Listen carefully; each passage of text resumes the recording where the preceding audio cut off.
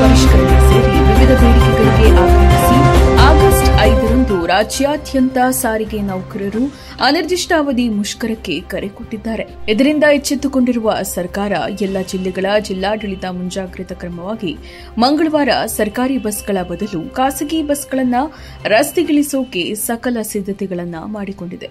ಈ ಹಿಂದೆಯೂ ಸಹ ವೇತನ ಪರಿಷ್ಕರಣೆ ಸೇರಿದಂತೆ ಹಲವು ಬೇಡಿಕೆಗಳನ್ನು ಮುಂದಿಟ್ಟುಕೊಂಡು ಅನಿರ್ದಿಷ್ಟ ಅವಧಿ ಧರಣಿ ನಡೆಸಿದ್ದ ಸಾರಿಗೆ ನೌಕರರು ಈಗ ಮತ್ತೆ ಆಗಸ್ಟ್ 5ರಂದು ಅನಿರ್ದಿಷ್ಟಾವಧಿ ಮುಷ್ಕರಕ್ಕೆ ಮುಂದಾಗಿದ್ದಾರೆ.